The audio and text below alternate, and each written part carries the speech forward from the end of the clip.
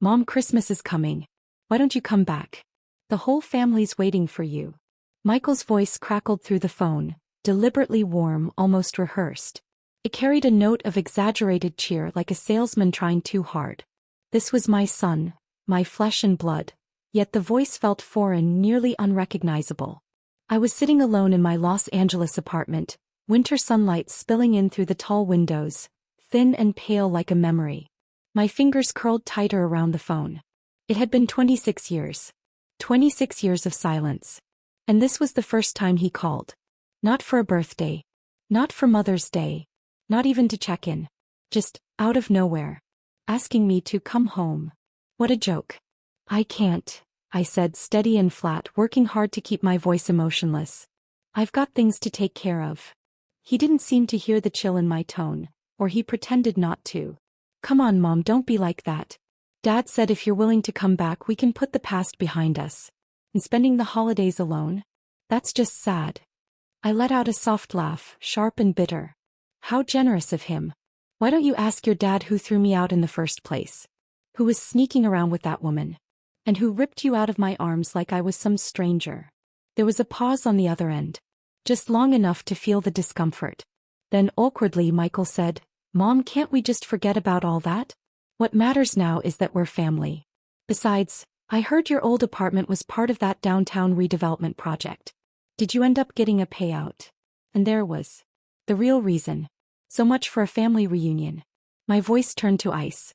Yes, I did. Why do you ask? Been keeping tabs on me. He rushed in, trying to sound wounded. No, Mom, it's not like that. It's just, my fiancé and I are getting married. And well, the housing market is insane. We can't even scrape together a down payment. If you could help us out just a little, it'd mean the world. I felt the blood drain from my fingertips. So I kept my tone calm. Michael, how many times have you called me in the last 26 years? Have you ever stopped by? Checked if I was still breathing? And now what? You suddenly remember you have a mother? Because my bank balance got a little fatter. He sighed, impatient. Mom, don't be so harsh. I'm trying here, okay? You help us with the down payment and I swear I'll come visit all the time. I inhaled slowly, deeply, pressing the rage back down. Let me be very clear, Michael. Not a single cent of that money is going to you. I earned it. I survived for 26 years. Alone. That money is mine. You don't get to swoop in now and make a claim just because you decided to pick up the phone. I'm your son, he snapped, his voice rising. How can you do this to me? Son. My laugh came out hollow. Where were you when I needed a son? When I had nothing and no one? You don't get to use that word now. You want my money? Keep dreaming. You, your father, none of you are getting a dime. And with that I hung up. For a moment I sat there motionless on the sofa, feeling like the air had been knocked out of me. Then the tears came hot, fast and silent. Not from sadness, but from rage. Rage that they still dared to wave the flag of family, like it meant something. Rage that, even after all this time, some foolish, desperate part of me had hoped that call meant something real. The phone rang again. My palms, just dried off, began to sweat all over. Caller ID, Richard Carter. I stared at the familiar name for a few seconds, then finally pressed, answer. If you've got something to say, say it. I tried to keep my voice level even though I knew, no matter how much time had passed, hearing his voice never failed to stir something in me. Helen, don't be like this, he said, that same phony softness lacing his tone. We've been divorced for years, sure, but we still have a son, right? He's getting married soon. Maybe you could help him out, chip in for a house or something. Help him. I let out a cold laugh. Richard, you've got some nerve. Who was it that kicked me out of the house all those years ago? Who slammed the door in my face with our 3-year-old son in his arms? Now that I've got a little money, suddenly I'm your ex-wife, again? His tone shifted, sharper now, pushing past the pleasantries. Helen, that was a long time ago. Why keep dragging it up? Besides, you're not getting any younger. It's not like you need all that money. Why not just? I cut him off. You haven't changed. Still shameless. Listen closely because I'm only going to say this once. You're not getting a penny. Don't even think about it. I didn't wait for a response. I hung up. The phone landed with a dull thud on the sofa cushion. I leaned back in my chair and exhaled a long, heavy breath. Outside, the sunset was in full bloom, but inside me it was all gray clouds and thunder. And just like that, my mind slipped back to that night, 26 years ago. It was a freezing winter evening, rain pouring down in sheets. I was kneeling on the front steps of our old house, the concrete soaked through, chilling me to the bone. Richard stood just inside the doorway, holding little Michael in his arms. Michael could barely speak back then. Richard's face was blank, cold, unreadable. "You're useless," he said flatly, like reading from a script. "You can't even take care of a child. From this moment on, you're out. Don't bother coming back. I won't let you see him again. Give it up." My face was drenched in tears, my voice raw and shaking. "You can't do this to me. You're the one who cheated. Why are you throwing me out? Why are you stealing my child?" "I cheated," he scoffed. "Looking at yourself for a second. Always a mess, always nagging, never shutting up. What man could put up with that? You brought this on yourself." Then he slammed the door. Left me out there. In the cold, in the rain. Like a dog someone couldn't even be bothered to bury. After that night I tried to pick Michael up from school. Just once. But his parents stopped me at the gate. "You're not part of this family anymore," his father's mother snapped. "You have no right to see that child." I didn't give up. I kept pushing, dragging myself into one courtroom after another, clinging to the hope that I could win back custody of my son. But hope doesn't mean much when you've got no money, no degree, no standing. He had lawyers. He had connections. He had family money. Me. In the eyes of the court, I was just a broke, unemployed housewife. Someone to be pitied, not trusted with a child. I lost. Finally. Completely. After that, I became a stranger to my own son. I moved to Los Angeles and started over, on my own. I washed dishes. Delivered takeout. Scrubbed floors in houses where people wouldn't even look me in the eye. I did everything and anything just to survive. No one ever asked how I made it through. No one cared. But I did. Because I had to. That memory has lived inside me like a tumor for over 2 decades. And every time I hear the word mom, it aches. Quietly. Persistently. I picked up my phone and called Marilyn, my closest friend, the woman who saved me when I had nothing but shattered pride and an empty apartment. "You were right, Marilyn," I said, my voice hoarse. "I can't let them sweet-talk their way back in. They're not getting a single penny. Not one." "Damn right they're not," she snapped like she was pounding the table. "Helen, you've suffered more than anyone knows. And now they think they can show up with a few fake smiles and take what's yours? Hell no." I nodded even though she couldn't see me. "Yeah. I've learned something over the years. Blood doesn't guarantee love. And this time, I'm living for me." After we hung up, I stood at the window watching the city lights flicker on one by one. Los Angeles, once cold, foreign, and full of strangers, was now the only place that felt like home. And I made a promise to myself right then and there. No more bowing. No more weeping for the past. From this day forward, I would become someone entirely new. I stood by the window, a cup of cold tea cradled in my hands, staring past the balcony rail and out over the skyline. Los Angeles sunsets were always beautiful, soft gold melting into dusky pinks, but in my chest there wasn't a flicker of light. No one but me truly knew what it took to walk the road I'd been on for the last 26 years. Those first few years after the divorce were the lowest point of my life. I had nothing. No husband, no son, not even a place to sleep that felt like mine. It felt like I'd been ripped out of my own life and thrown into a world that didn't know me, didn't want me, and sure as hell didn't care. I had no degree, no work experience. The only thing I had was desperation. So I ran. I begged. I did whatever I had to do. Eventually, I landed a job washing dishes at a little corner restaurant. 10 hours a day in a grimy kitchen, my hands plunged into cold, greasy water, scrubbing plate after plate while trying to pretend I couldn't hear the whispers. "She's the one whose husband kicked her out. She couldn't even keep her own kid. What kind of mother is that?" I heard it all. I just acted like I didn't. I kept my head down and kept scrubbing, my fingers numb, my bones aching as the cold water bit into my skin. That was when I learned something crucial. The world doesn't stop for a woman who's fallen. It doesn't step aside. It doesn't offer you a hand. And just when I thought I had hit rock bottom, life showed me there was still further to fall. One night after closing, I walked down the alley behind the restaurant. It was dark, blacker than usual, and dead quiet. Out of nowhere, a group of drunk men stumbled into the alley. They started shouting crude things at me. One of them grabbed at my shirt. I fought back, clawing and shoving, but I was no match for them. I hit the pavement hard, my elbow slamming into the concrete, pain shooting through me. For a moment I thought that was it. That my story would end there, in the dark, in the dirt, unheard. Get your hands off her. That voice cut through the alley like thunder. It was Marilyn. She lived down the hall from me in our old rundown apartment building. A few years older, always had a smart mouth and a laugh that made people stare. She came flying down the alley with nothing but a broom in her hands and fire in her voice. Her shouting was louder than their fists, sharper than their stares. They didn't expect a fight. And they ran.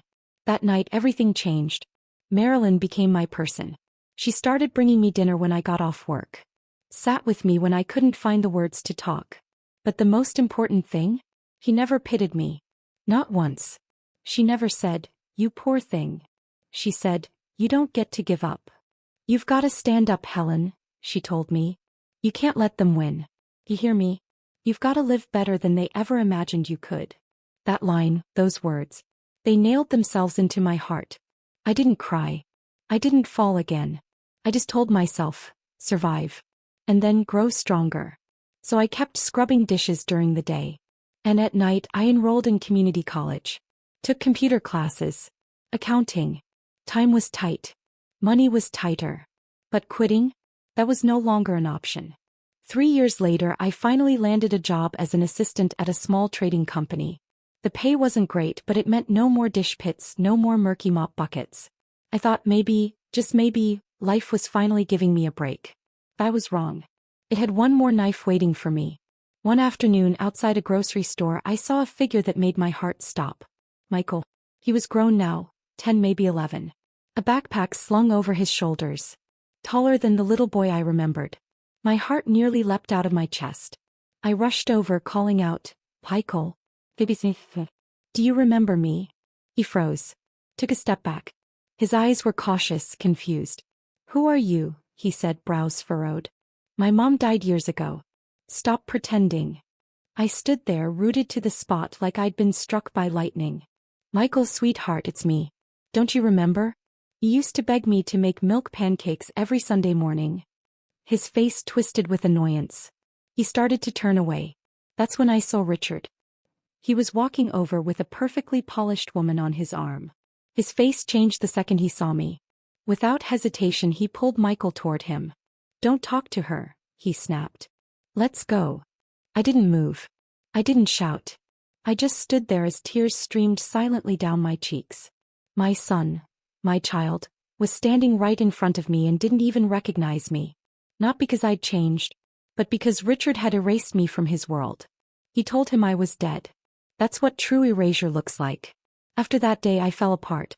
I shut myself inside my tiny apartment, barely 100 square feet, and didn't come out for 3 days. I didn't eat, didn't drink, didn't even open the curtains. I lay in the dark, wave after wave of tears crashing over me like a storm that wouldn't end. I had fought so hard to stay alive, hoping that one day Michael would look at me and know me again. But he looked me in the eye, and called me a stranger, said I was dead. I remember curling up on the floor against the wall, his words playing on a loop in my mind. My mom died years ago. That night I thought about ending it. Not out of desperation, but calm, calculated exhaustion. I sat on the bathroom floor with the bottle in my hand. I unscrewed the cap half full with sleeping pills. I thought if no one remembers I was ever here, then maybe disappearing wouldn't matter. But just then, Marilyn came. She kicked the door open like she owned the place. Took one look at me and didn't say a word before slapping me across the face. Not hard. Just enough to snap me back. "What the hell are you doing?" she shouted, angrier than I'd ever seen her. "Have you lost your mind? You want to die and hand everything over to those two bastards on a silver platter? That's what you're doing. You die and they get it all, clean, easy, free. Is that what you want?" Every word she said felt like a blade in my chest. But I didn't cry. Somehow she'd cursed the tears right out of me.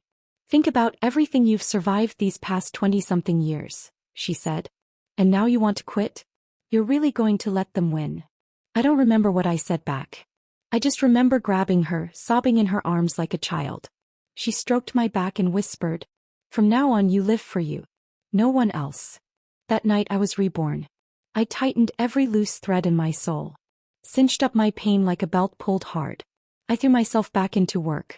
Even the simplest order entry, I made sure every digit was perfect. I volunteered to double-check spreadsheets. Taught myself Excel formulas. Signed up for night classes in global trade. 3 years. In 3 years I went from a nameless assistant to a department manager. My salary tripled. I moved into a decent apartment. For the first time I walked into a custom tailor and bought myself a suit.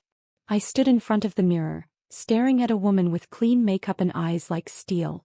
And I barely recognized her. But I wasn't done.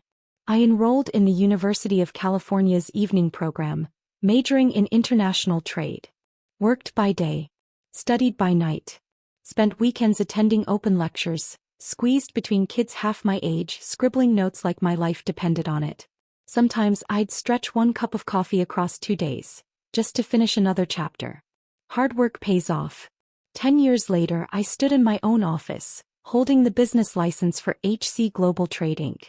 I was 45 years old. I had built my own trading company from the ground up. From washing dishes to managing million-dollar contracts. It took me 20 years. The first thing I did after launching the company was pay off my debts. The second, I bought a house. Just for me. No shared deed. No man's name on the papers. Just mine. Helen Carter. I had never felt so dignified in my life.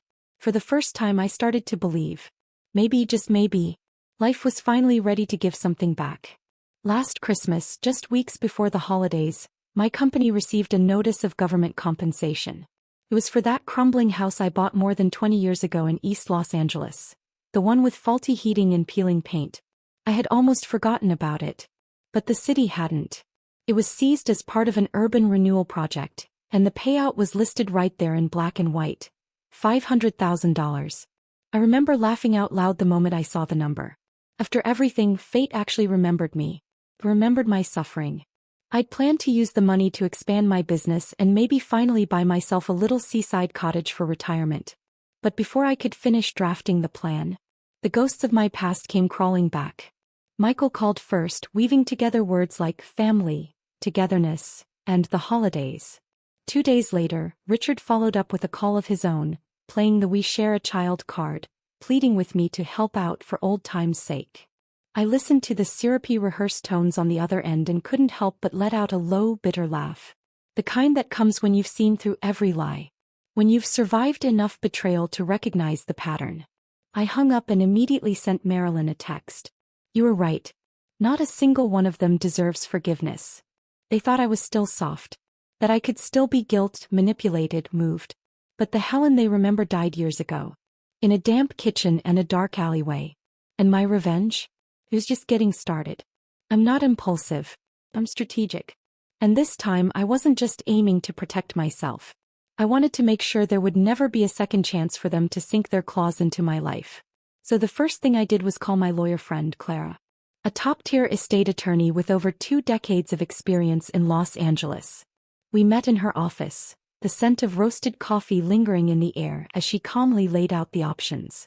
Helen, she said, if you draft a formal will today and clearly state that all of your assets are to be donated, excluding Michael entirely, even if he tries to contest it in the future, he won't stand a chance.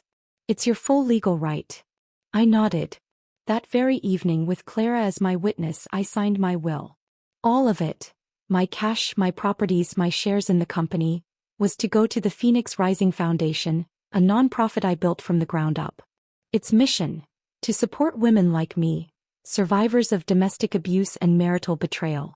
As my pen hit the final line, I heard the sound of a metaphorical iron gate slamming shut. Not on me, but on everyone who ever tried to steal from my life. And still I wasn't done. Financial punishment was one thing. I wanted consequences. Public ones. Years of building my business had given me a wide network. So I started asking around, quietly. And it didn't take long to get a full picture of Richard's life. Turns out karma had done some of the work for me. He'd spiraled, gambling addiction, crushing debt. The woman he cheated with? Long gone. Now he was surviving on scraps of Social Security, living in a crumbling subsidized apartment on the outskirts of LA. A poetic downfall. But not enough. I dug deeper and tracked down the retired judge who handed Richard that custody win years ago. He lived a quiet life now, kept a low profile. But fate loves symmetry. His only son worked for one of my subsidiaries. I invited the judge to meet me. Neutral territory, a quiet little restaurant with nothing but the hum of a coffee machine and the occasional rush of traffic outside. I didn't waste time. I know what Richard paid you, I said, smiling without warmth. And I know exactly how to make sure your son's career here comes to a very sudden stop. But if you tell the truth about what happened, I might be willing to let that slide. His face shifted, anger, fear, denial. Then finally, resignation. He sighed. Yes, he said quietly. I took the money. And the fake documents. Those were Richard's idea. He asked me to cooperate. And I did. That was all I needed. Clara compiled the statements and documents into a thick legal complaint and filed it alongside a formal ethics report with the California Judicial Review Board. The hammer came down fast. Richard's life, already in ruins, was about to go up in flames. Within weeks, the court summons landed at his door. On the day of the trial, I walked into the courtroom wearing a tailored navy blue suit. Controlled. Every inch the woman they thought I'd never become. Richard was led in, hunched over, eyes dull and aimless. A ghost of the man he once was. The judge read the charges aloud in a crisp, cold voice. Richard Carter, you are under formal investigation for bribery and evidence tampering related to a custody ruling issued 26 years ago. Do you contest these charges? Richard trembled, lips pale, eyes wide. I confess, he whispered. Please have mercy. I didn't have a choice back then. I stared at him. No pity. Just clarity. When it was my turn to speak, I stood at the witness stand and looked straight through him. 26 years ago he threw me out of my own home, I said, my voice steady and cutting. He took my child. He used lies and money to destroy my life. I paused, let the silence stretch. Today I just want him to know. Justice doesn't forget. Richard collapsed to his knees, sobbing. Helen, I was wrong. Please forgive me. I looked down at him, cold smile curling on my lips. Forgive you, I said, tilting my chin. You think that's even on the table? You should get used to the taste of ruin. I lived with it for decades. The court overturned the original ruling, clearing my name of all past accusations. Richard was sentenced to 3 years in prison, 5 years probation, and ordered to pay $200,000 in emotional damages. When I stepped out of that courthouse, the Los Angeles sun was golden, warm on my face. I inhaled deeply and felt the weight of 26 years finally lift. I had won. And I won using the two things they worshipped most: power and money, to crush them completely. But I knew my story wasn't over. There was one chapter left. One person I still owed closure to. Michael. My son. The boy I once lived for, worked myself to the bone for, swallowed humiliation and pain for. But he wasn't that boy anymore. He hadn't been for a long time. He had become a shadow of Richard. No, worse. I hired a private investigator. Not the kind who lurks in parking lots chasing cheating spouses. A former FBI contract analyst who specialized in corporate fraud and high-level deception. It didn't take long. Soon I had a thick folder on my desk. Michael had been living off women.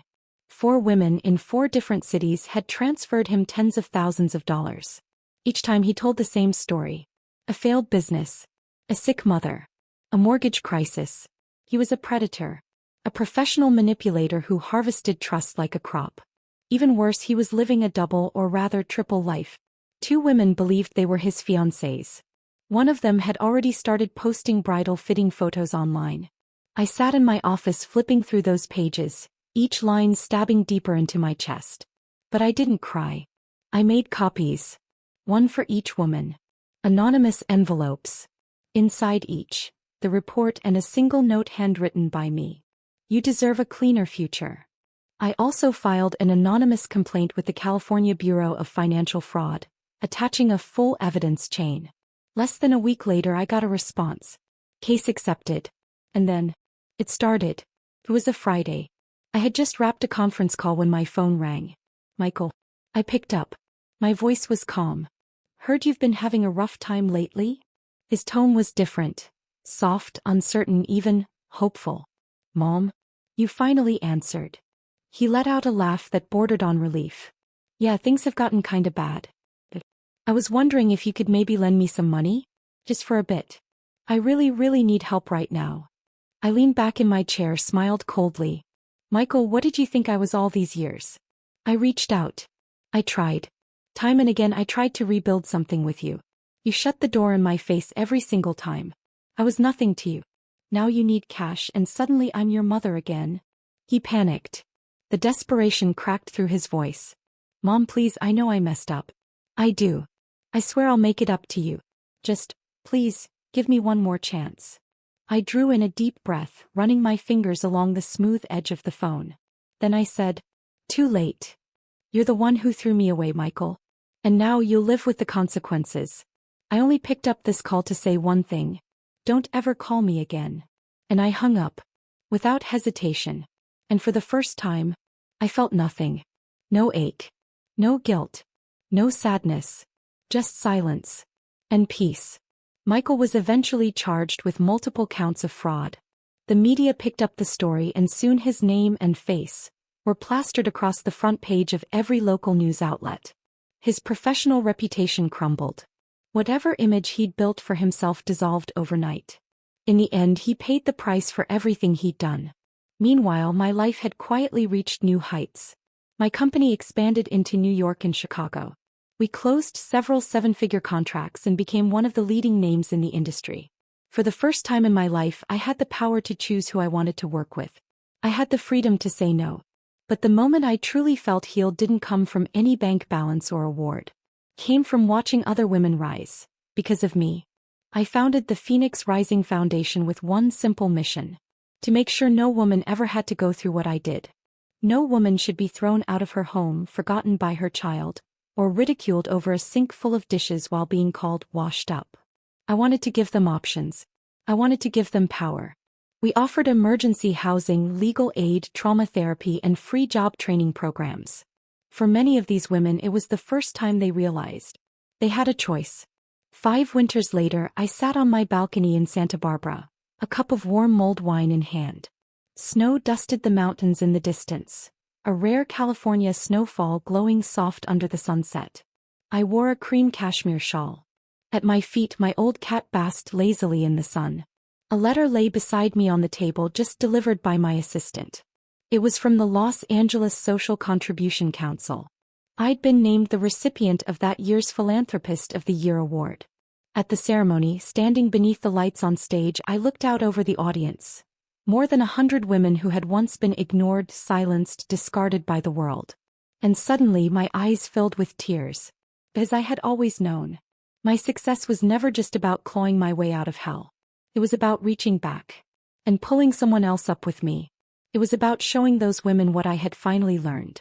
You can choose not to forgive. And you can also choose to begin again. That afternoon, sunlight poured through the floor-to-ceiling windows as I sat reviewing a new proposal for a community shelter project. My housekeeper approached quietly. "Miss Carter," she said softly, "you have a call." I picked up the phone. The name on the screen was one I'd deleted more times than I could count. But it still looked familiar. Still made my breath catch for a second. "Michael." I paused. Then pressed answer. "Mom." His voice cracked. Fragile, hesitant, like it had traveled a long way just to reach me. "Hi, sweetheart," I replied gently. "Mom, I know I don't deserve this. I've thought a lot during those years in prison. I regret everything. Every word. Every lie. Every time I hurt you. I'm out now. I got a job, a small sales gig. Nothing fancy. I'm trying. Would you meet me? Just once." I closed my eyes. Drew in a breath. I didn't know what to say. I didn't even know what I felt. I didn't answer him. I just hung up the phone and sat in silence on the couch. That night I barely slept. Even with the thick curtains pulled shut, I couldn't block out the voice echoing in my head. "Mom, it's me." Michael's voice was older. Weighed down. Each word laced with a guilt that sounded real. And for the first time in years I stared at the ceiling until dawn. The sunlight touched my bedsheets before I finally stirred. I didn't call him back. Instead, I wrote a letter. Each word slow, deliberate. Like my heart still needed armor. It reads, Michael, if you want a chance, sit down and tell me the truth. Not for your sake. Not even for mine. But because someone somewhere has to teach you what it means to take responsibility for the things you've done. I'll be at the Mildred Street Cafe near my house. Friday, 2 p.m. sharp. If you're late, I'll leave. Your mother. Helen. That day I wore something bright on purpose. An orange wool coat Marilyn had given me for my birthday last year. You need to stop hiding in the colors of your past, she had said. No more gray. Mildred Street Cafe was an old spot. Nothing fancy. The tables were a little scuffed, the wooden chairs creaked if you sat too long. But the air was always clean and it was never too loud. That's what I liked about it. I arrived 30 minutes early. Ordered a black coffee, no sugar, and set it down across from me. For him. At exactly 2 o'clock he walked through the door. I recognized him, but it took a moment. His hair was cropped short and he looked thinner, sharper around the edges. His jacket was faded, the kind of fabric that had been washed 100 times. His knuckles were red and raw, like he'd been lifting things without gloves. We locked eyes for a second. Then he walked over. He didn't sit right away. He stood in front of me, looking small in a way I hadn't seen since he was 10 years old and got caught lying about a broken vase. Careful. I pointed at the coffee. He whispered a thank you and sat down slowly. For several minutes we said nothing. The air between us felt thick, like cotton. I could hear my own heartbeat, steady and slow. He spoke first. Mom, I've really changed. His voice was quiet, hoarse. I spent a lot of time in prison thinking. Writing letters I never had the guts to send. I nodded, said nothing. I've got a job now, sales. Entry level. But I'm trying, I swear I am. I haven't lied. Haven't taken a single cent that wasn't mine. So I didn't respond. Just tapped my finger against the rim of my cup. Soft, even beats. I know I was awful. I lied to you. I lied to everyone. But I want to be someone you can be proud of. I finally looked up. His eyes were damp, blinking too fast. Michael, I said quietly. The woman sitting in front of you today? She took 26 years to build. You don't get to undo that with 3 nice sentences and a cup of coffee. He bit his lip and didn't argue. I sighed, letting my voice soften. I didn't come here to forgive you. I came to ask if you're ready to truly face what you've done. He nodded. Hard. His eyes were red now. I reached into my bag and pulled out a hard-covered notebook. I slid it across the table. If you're serious, right? Each week send me something. A memory, a reflection. No embellishments. No excuses. Just the truth. As it was. His hands trembled as he took the notebook. Then he looked up at me. And for the first time, there was a flicker of light in his eyes. I didn't promise him anything. But in that moment, I felt it. The first plank laid on a bridge. Not back to what we had. But toward something new. Something rebuilt. I stood up to leave. He stood with me. And as I turned, he said softly, "Thank you." I didn't look back. But I knew he'd come next time. Not to ask for forgiveness. But to try finally. To become someone a mother could see. Michael didn't miss the meeting.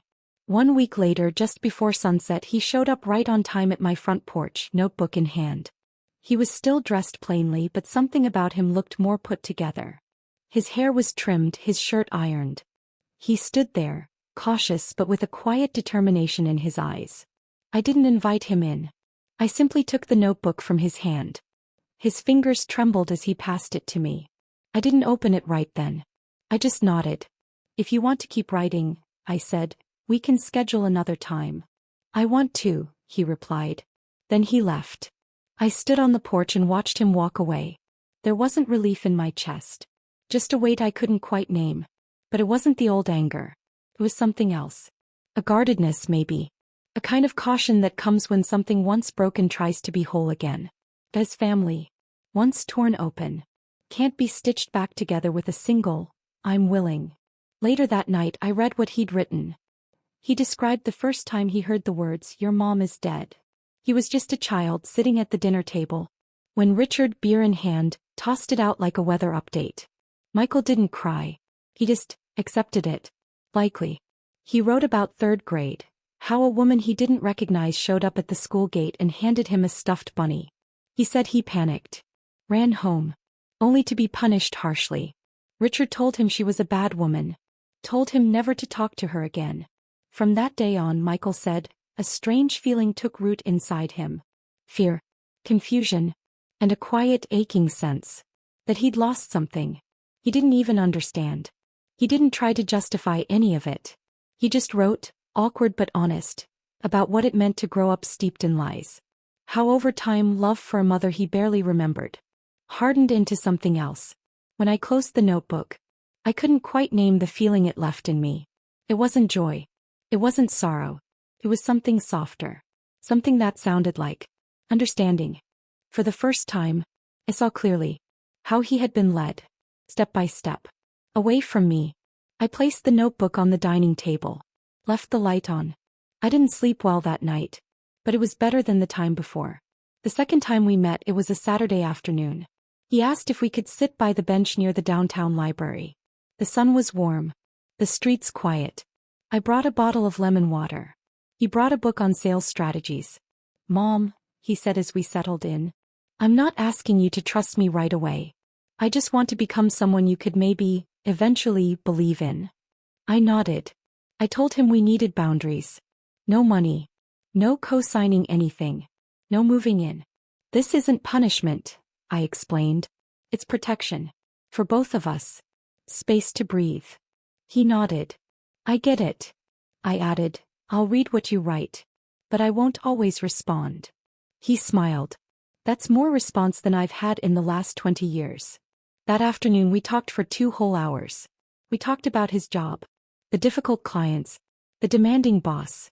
We talked about his mornings, how he forces himself out of bed, starts the day by washing his face, then writes in his journal for 10 minutes. He told me he's begun ending every day by listing 3 things he didn't mess up. Even if it's something small like, clocked in on time.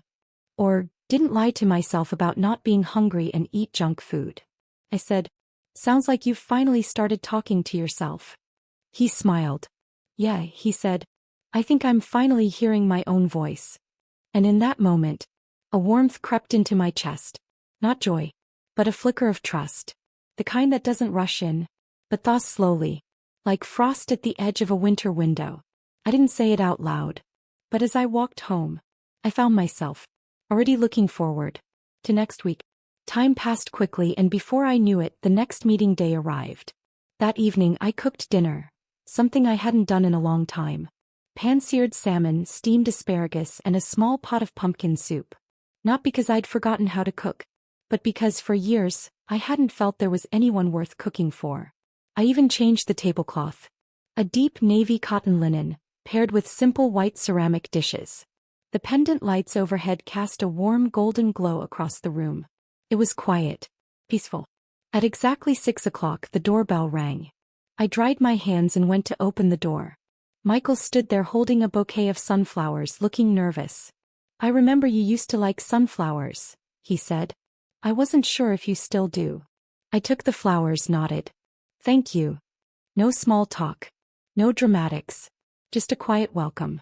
I asked him to take off his shoes and come inside. He moved cautiously, still gripping that notebook like a lifeline. His posture stiff, every step careful. This is a kitchen, not a courtroom, I said. Relax a little. He let out a tight laugh and sat at the table. As I brought out the dishes, he commented, smells amazing. That color looks great. Too eager. The kind of compliments that stretch a little too far. Trying too hard to find something to say. When we started eating, he took a sip of soup, then paused. I haven't had a home-cooked meal in years, he said. I replied quietly, neither have I. For a second the air dropped. But only for a second. I changed the subject and told him about a women's job training program I'd recently visited. Michael listened closely, asked a few thoughtful questions about operations. I could tell he was trying to sound useful. Halfway through dinner he stopped, looked at me and asked, Mom, can I ask you something? I nodded. Did you really come to see me when I was little? At school. I paused. Set my spoon down gently. I did, I said. Many times. I stood outside the gate and watched you run out of class holding your dad's hand getting into the car. You never looked back. He lowered his head. Said nothing for a long moment. Dad told me you didn't want to see me. But I know now, he never told me you came. My voice stayed even, unshaken. Those memories were old enough now to speak of plainly. He told me you were crazy. Said you died. Said you ran off with the family money. That you left us. He gave me a dozen different versions of you. His voice was barely above a whisper. I didn't say anything. Just gave him space. Let him say what needed to be said. I believed him for a long time. But when I got older, sometimes I wondered. If you were really that terrible, why did I get birthday cards every year? I smiled, soft and tired. I thought you never opened them. There were a few I kept. Hid them. Didn't want anyone to know. I think I was too scared to find out the truth. It was easier to believe you were the bad one than to accept I'd been lied to my whole life. I nodded. I understand. He didn't say anything else. Just quietly went back to eating. But something had shifted. His movements softer, more natural. Like a thin layer of frosted glass had finally cracked. After dinner I brewed jasmine tea. He said the smell reminded him of when he was sick as a child. The only memory he had of me, he said, was from a cup of slightly bitter, slightly sweet tea. I remember you held me. I had a fever. Dad was out of town, no one else was home. You wore a gray sweater. You sat beside my bed and blew on my medicine. I hadn't expected him to recall that. It was the only time I'd managed to sneak in and care for him while Richard was away. The last time I was allowed anywhere near him. We sat on the sofa in silence, sipping tea. Outside the sky had gone dark. Streetlights spilled through the windows, slanting across the coffee table. And for the first time in a long time, this house, this quiet little space, felt like home. When he stood to leave, I walked him to the door. He turned to face me, hesitating, like he wanted to say something more. I've been looking for something to do, he said. Not a job. Something that might help people. I'm not sure I'll be any good at it. But I want to try. I didn't answer right away. Then I said, if you're serious, check out Phoenix. It's not perfect. But it's worth it. He didn't mention it again after that day. And I didn't ask. Until Friday, when I opened a routine update email from one of the foundation's coordinators. Just a list of new volunteers and program shifts. I scrolled absent-mindedly. Then froze. Michael Carter. Completed introductory volunteer training. Currently assisting with intake and orientation support.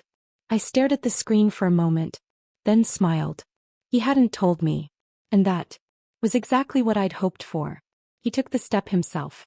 Not waiting for me to clear the way. Not because I led him there. But because for once, he wanted to walk it on his own.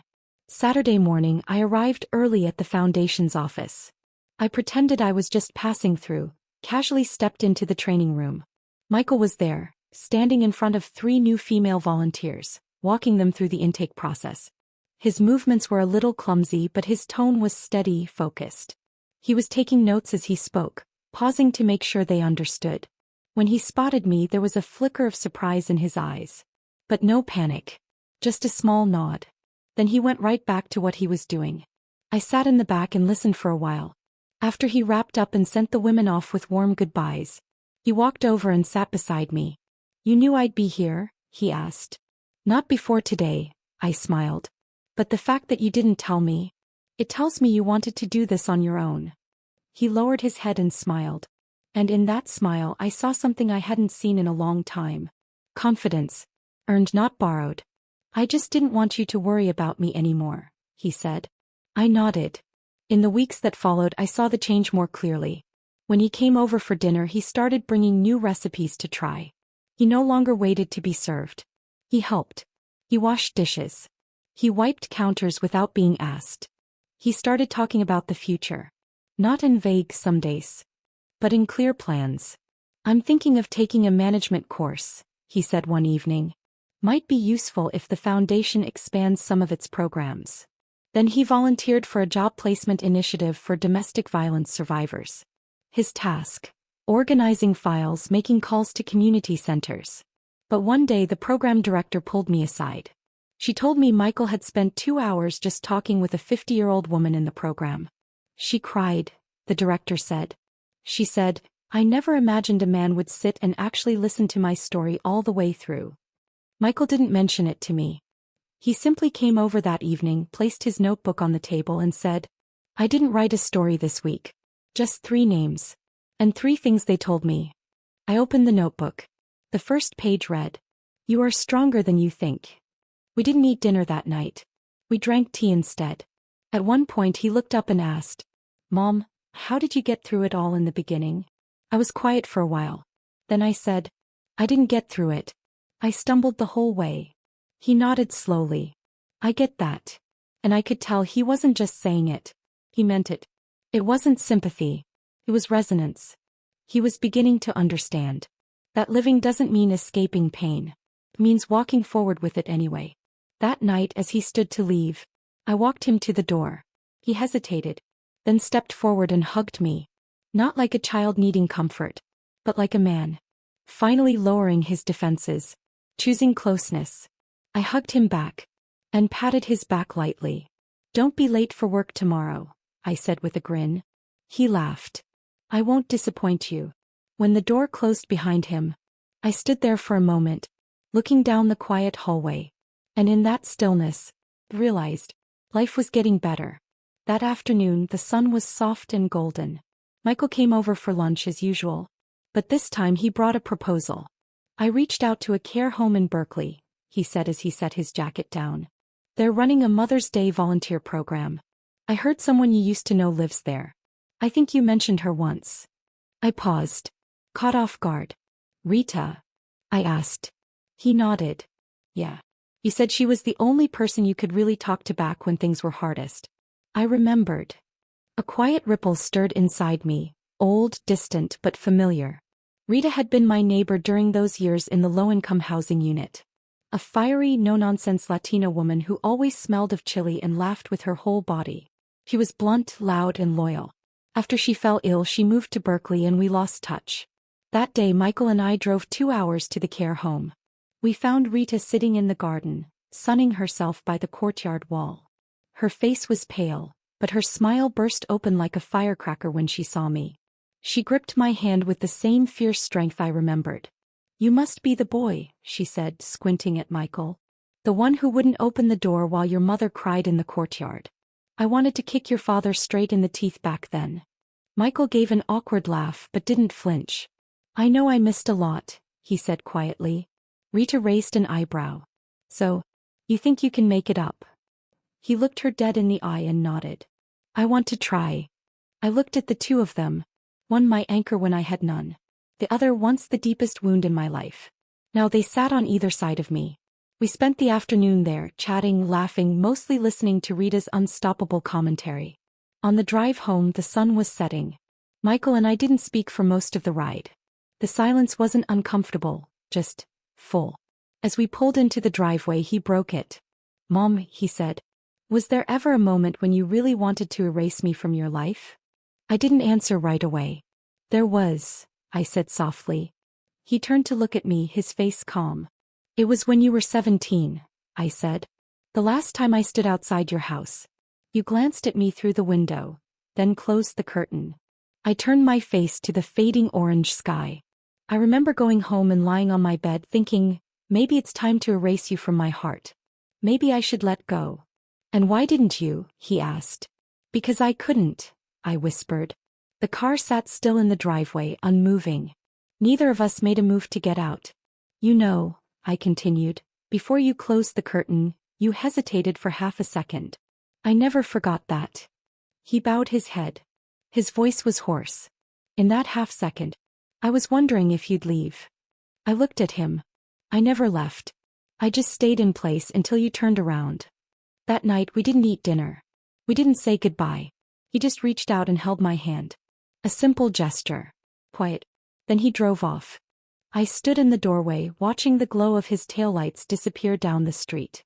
And for the first time I felt the weight of all those years. The ache, the anger, the waiting. Lift. Gently. Without fanfare.